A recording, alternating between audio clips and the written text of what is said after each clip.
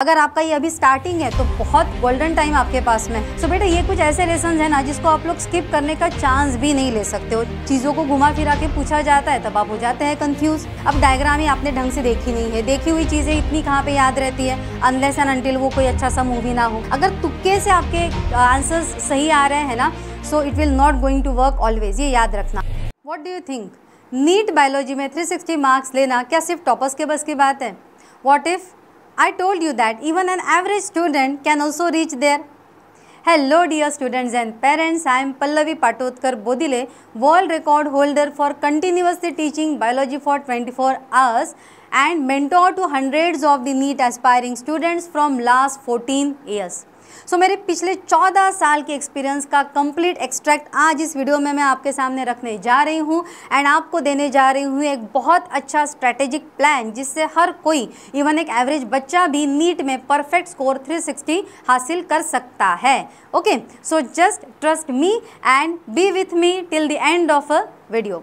सो बच्चों सबसे पहला जो यहाँ पे स्ट्रैटेजी आता है ना, ये है 360 अगर आपको नीट में लेना है सो एनसीईआरटी को मास्टर करना है।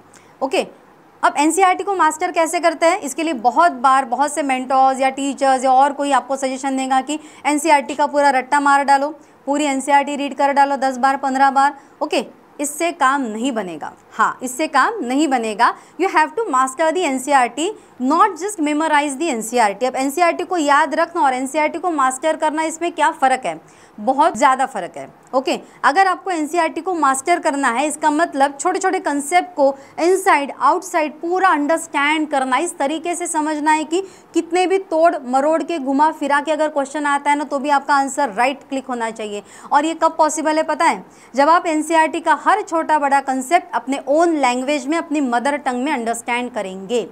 ओके, ओन लैंग्वेज आपके लिए सिंपल इंग्लिश लैंग्वेज भी हो सकता है बिकॉज एनसीईआरटी का जो सीबीएसई का लैंग्वेज है वो थोड़ा कॉम्प्लिकेटेड लेवल पर रखा गया है। सो बच्चे कैसे करना है देखो, जब भी आप एनसीईआरटी का कोई भी टॉपिक उठाते हैं, पढ़ते हैं, पैराग्राफ पढ़ा, don't go to the other paragraph. Okay, एक पैराग्राफ पढ़ने के बाद उसके बाजू में जो स्पेस रहता है उसमें उस पैराग्राफ का मतलब लिखो। सिंपल इंग्लिश में लिखो, मराठी में लिखो, हिंदी में लिखो, आपकी कोई भी लैंग्वेज में आप लिखो, बट अपनी ओन लैंग्वेज जो आपकी मदर टंग है उसमें मतलब लिखना बहुत ज़्यादा ज़रूरी है। ओके, इस तरीके से जब आप पैराग्राफ के लाइंस के मतलब लिखेंगे तो पता है क्या होगा, नेक्स्ट टाइम जब आप उस एनसीईआरटी को खोलेंगे ना, पैराग्राफ देखते हिट हो जाएगा कि अच्छा इसमें तो आपको ये दिया है। ये कंटिन्यूअस करने के बाद धीरे धीरे इतना मास्टर हो जाएंगे कि नेक्स्ट पेज के पैराग्राफ पे क्या लिखा है ये भी आपको पता लगेगा। लेकिन ये सब होने के लिए आपको इस प्रोसेस पर ट्रस्ट करना होगा, बिलीव करना होगा। बहुत बार स्टूडेंट्स सोचते हैं कि ये क्या बचकाना हरकत है, मैं मराठी में लिखूँ क्या, अभी मैं हिंदी में लिखूँ क्या? हाँ लिखो बच्चा, क्योंकि 2 साल का सवाल है। आज जो भी आपका टीचर आपको पढ़ा रहा है ना, ये 2 साल के बाद नीट के एग्जाम में पूछे जाएगा। सो इसीलिए long term memory retention is only possible with your mother tongue. हमारा सेकंड स्ट्रेटजी है प्रैक्टिस ऑफ ड्राइंग। अब बच्चों को लगता है कि नीट का पेपर एमसीक्यू का है, वो कुछ बोर्ड का थोड़ी है कि हमें उसमें डायग्राम ड्रॉ करना है। हाँ, आपको उसमें डायग्राम्स ड्रॉ नहीं करनी है, बट डायग्राम बेस्ड क्वेश्चंस आते हैं जिसमें डायग्राम आती है, ABCD लेबल आता है और आपको पहचानना है कि वो चीज़ क्या है या उससे रिलेटेड कंसेप्ट है जिसके आपको आंसर करने हैं। अब डायग्राम ही आपने ढंग से देखी नहीं है, देखी हुई चीज़ें इतनी कहाँ पर याद रहती है अनलेस एंड अनटिल वो कोई अच्छा सा मूवी ना हो। ओके, डायग्राम्स किसके याद रहने वाली है? सिर्फ देख के आपको ड्रॉ करना पड़ेगा बेटा, आपको उसको लेबल करके देखना पड़ेगा। अगर आपका ये अभी स्टार्टिंग है तो बहुत गोल्डन टाइम आपके पास में है। जैसे जैसे आपका सिलेबस आगे बढ़ते जाएगा, हर एक डायग्राम को हर रोज़ प्रैक्टिस करो, लेबल करो। हर चार्ट को, डायग्राम में चार्ट भी आ गए, चार्ट को भी फिर से लिख कर देखो, फिर से प्रैक्टिस करो, क्योंकि टाइम ही टाइम है फिलहाल तो स्टार्टिंग में। और अगर आप 12th में हैं सो आपके लिए एक शेड्यूल बना लो कि every week I will practise more than 20 diagrams and I will label it, I will practise the chart. इस तरीके से डायग्राम्स की प्रैक्टिस अगर आप करते हैं सो कुछ एक आप समझ सकते हैं कि 30 to 40 मार्क्स जो है you will definitely ensure that.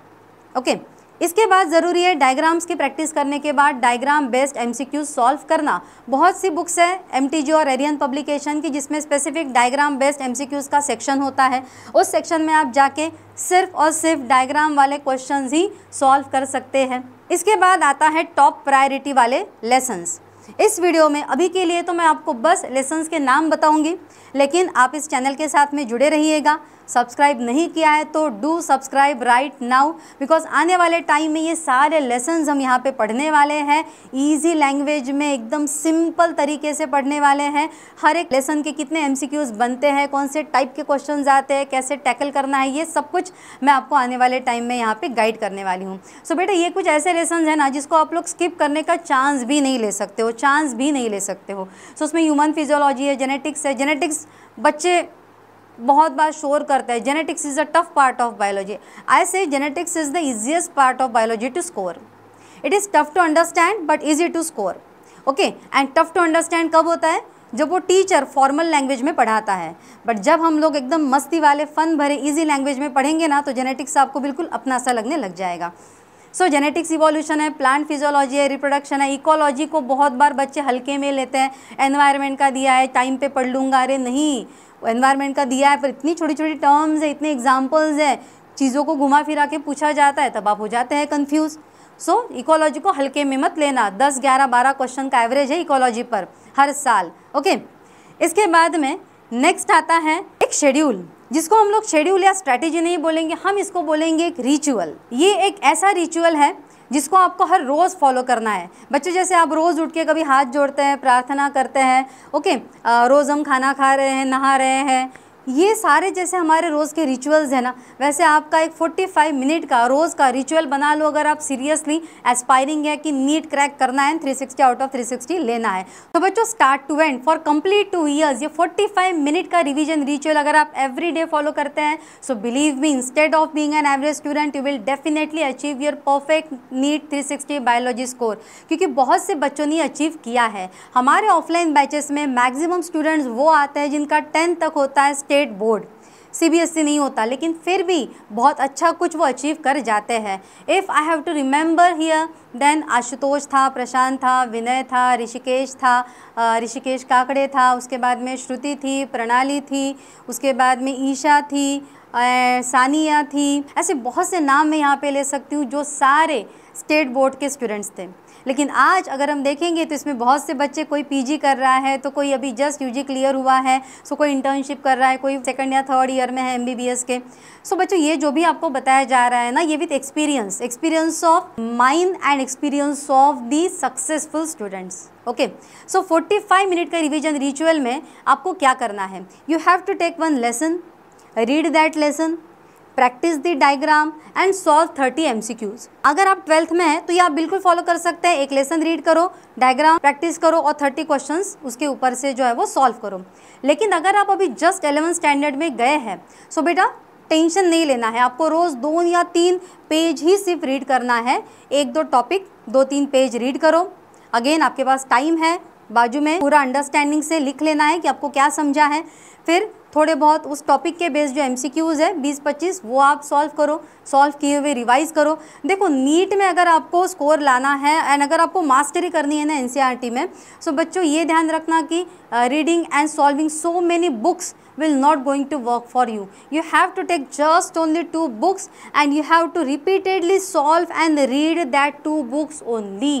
बहुत बार 2 बुक्स को प्रैक्टिस करना ही आपका सॉल्यूशन है, ना कि बहुत सारी hundreds of बुक पसारा लेकर बैठना है और उसको हमारे आजू बाजू में लेके फिर उसमें कंफ्यूज होते रहना। ये नहीं करना है हमको, ठीक है। सो अगर आप 12th में है तो आपको समझ आ गया, फटाफट। अगर आपकी उतनी स्पीड नहीं है कि आपको 45 मिनट में लेसन भी हो जाएगा, MCQs भी हो जाएंगे, डायग्राम भी हो जाएंगी, तो वरी नॉट। जिस दिन से आप ये रिचुअल स्टार्ट कर रहे हैं, भले ही हो सकता है एक ही पेज रीड हुआ हो 45 मिनट में, ठीक है, लेकिन इसको आप कंटिन्यूएशन में रखो।